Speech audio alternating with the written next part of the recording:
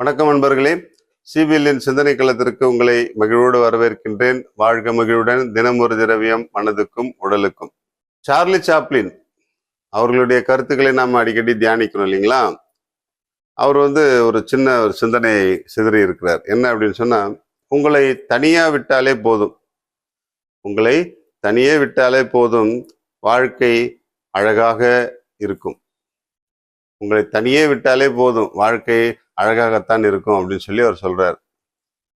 என்னன்னா, ஒவ்வொருத்தருக்கும் ஒரு தனித்துவமிக்க வாழ்க்கையை இறைவன் அளித்திருக்கிறார். நமது தனித்துவமிக்க வாழ்க்கையை பிரதிபலிக்கும் சிந்தனை தான் இது. நமது தனிமனித மனநிலையில் மாற்றமும் ஏற்றமும் வேண்டுமா? நம்முடைய தனிமனித மனநிலையில் மாற்றமும் ஏற்றமும் வேண்டுமா? தன்னேற்பு எனும் செல்ஃப் அக்செப்டன்ஸ் மிக முக்கியம். தன்னேற்பு என்கின்ற செல்ஃப் அக்செப்டன்ஸ் மிக முக்கியம். பிறரை காரணமாக்காத, பிறருக்கு காரணமாகாத, பிறரை சார்ந்திராத தற்சார்பு ஒழுக்கமும் எத்துணை உயர்வானது என்பதை இந்த சென்டென்ஸ் நமக்கு தெளிவாக சொல்லுது. பிறரை காரணமாக்காத, பிறருக்கு காரணமாகாத, பிறரை சார்ந்திராத தற்சார்பு ஒழுக்கம், செல்ஃப் டிசிப்ளின் எத்துணை உயர்வானது என்பதை நாம் புரிந்து கொள்ள வேண்டும். எந்நிலை உயர்ந்தாலும் தன்னிலை மறவாத, மாறாத மனம் கொண்டு வாழ சார்லி சாப்ளின் அவர்கள் நமக்கு அழகாக சொல்லிக் கொடுக்கிறார்.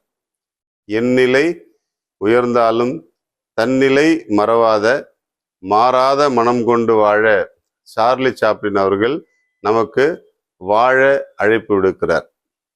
இந்த அழைப்பை நாம் ஏற்றுக்கொள்வோம். ஒவ்வொருத்தரும் அவங்கவுங்க வாழ்க்கையை தனித்தனியாக வாழ்ந்துட்டாலே எந்த பிரச்சனையுமே இருக்காது. ஏன்னா ஒவ்வொருவருக்கும் ஒரு தற்சார்பு நிலை இருக்கிறது. தன்னையே சார்ந்து தன்னுடைய வாழ்க்கையை ஒழுங்குபடுத்தி கொள்ள வேண்டிய நிலை கண்டிப்பாக இருக்கும். அதை விட்டுவிட்டு எப்பொழுதுமே இன்னொருவரை சார்ந்திருப்பது அல்லது இன்னொருவரை காரணம் காட்டி கொண்டே இருப்பது, இன்னொருவருக்கு பாரமாகவே இருப்பது, இவையெல்லாம் தவறான ஒரு மனநிலையின் புரிதல்கள் தான். இந்த தவறான புரிதல்களிலிருந்து நாம் வெளிவருவது கண்டிப்பாக அவசியமானது. ஒவ்வொரு படைப்பும் அதனதன் நிலையில் தானே வளர்ந்து பலன் தரும்போது அந்த பலன் அனைவருக்கும் சேர்ந்து அழகுள்ளதாக மாறும். ஒவ்வொரு படைப்பும் அதனதன் நிலையில் வளர்ந்து பலன் தரும் பொழுது அது எல்லோருக்கும் அழகுள்ளதாகவே மாறும். நாம் நம்முடைய நாற்றங்களை கடந்து நறுமணத்துடன் வாழ நம்மையே மாற்றிக்கொள்வோம். நாம் நம்மிடம் இருக்கும் நாற்றங்களை கடந்து நறுமணத்துடன் வாழ நம்மையே மாற்றிக்கொள்வோம்.